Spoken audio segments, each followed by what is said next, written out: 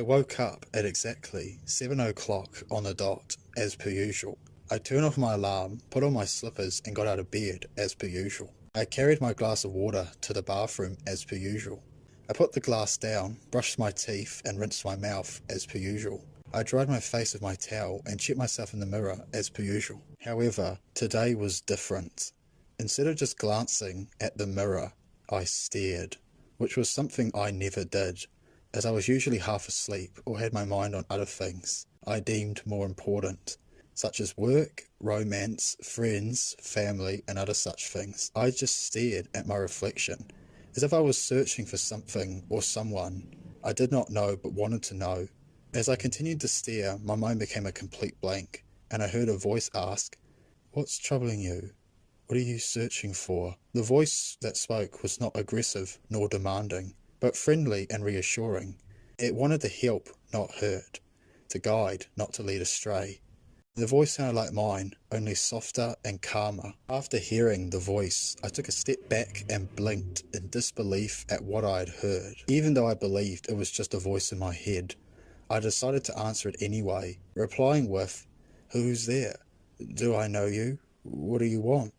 In a slightly trembling voice. The voice answered me and said, "I'm you.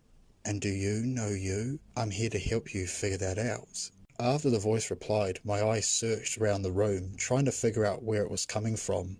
Failing to do so, I asked, more nervous than before, "Where are you? I can't see you." "Look in front of you, in the mirror.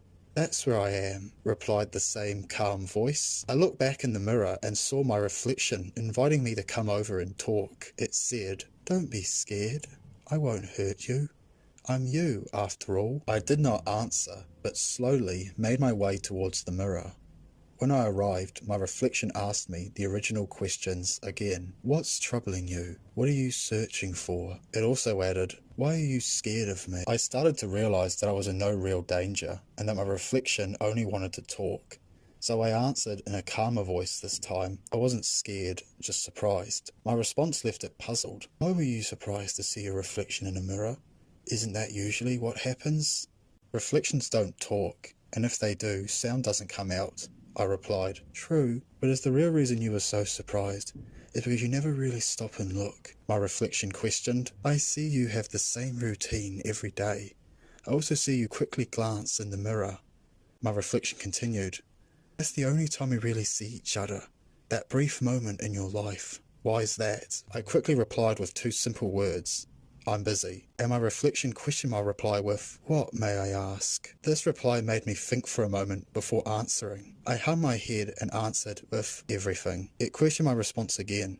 "Everything?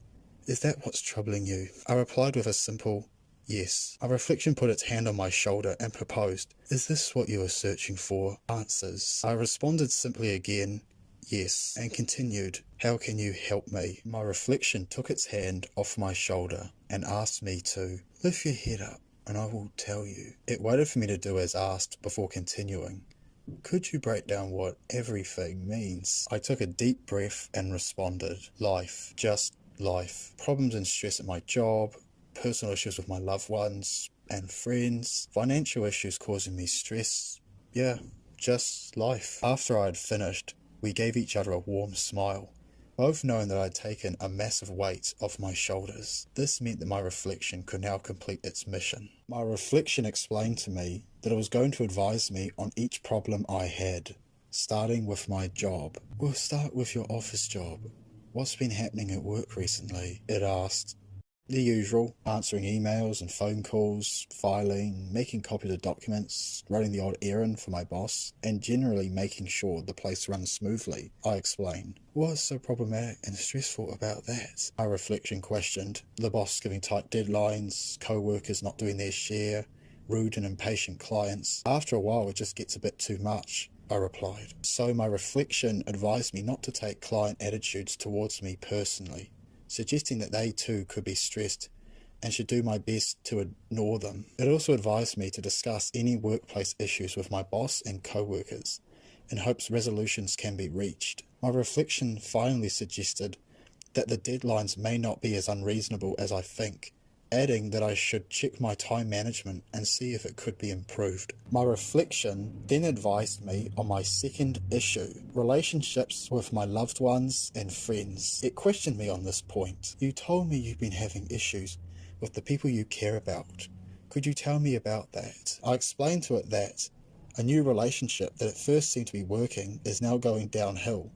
My friends, who I've known for as long as I can remember, rarely answer my calls or texts. Finally, my family don't really speak or see each other as much as I would like. My reflection questioned me on the potential reasons why the people in my life have become more emotionally detached from me. I thought for a while but couldn't find any reason why. My reflection, seeing me struggle, suggested that the reason might be that I wasn't investing enough time in these relationships, leading the important people in my life to believe I didn't care enough. I initially denied this assumption, believing it to be inaccurate. However, after thinking about it, I realised it could be true. I'd probably been spending more time in the office with my deadlines than with the people I loved. My reflection had made me see that I needed to improve my work-life balance to help solve the problem. It also agreed this would be the best way forward. My reflection now discussed with me the final problem, my financial situation. It asked me how I spend my money.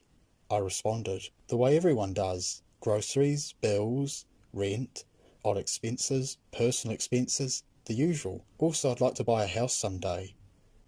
My reflection could not understand my problem, questioning, you seem to have your finances under control, based on what you've told me.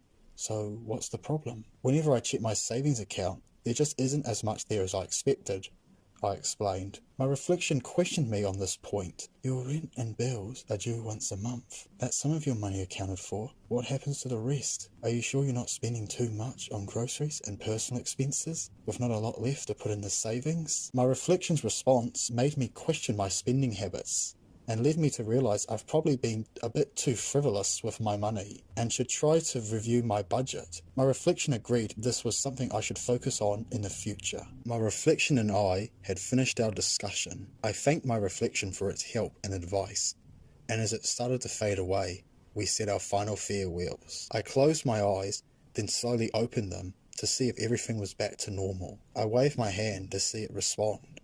It did, so I nodded my head and said, thank you for turning and leaving the bathroom. The time my reflection and I spent together had given me the help and advice to remove a lot of the stress and worry in my life, giving me the peace and clarity I wanted and needed to move forward and have a more positive and fulfilling life.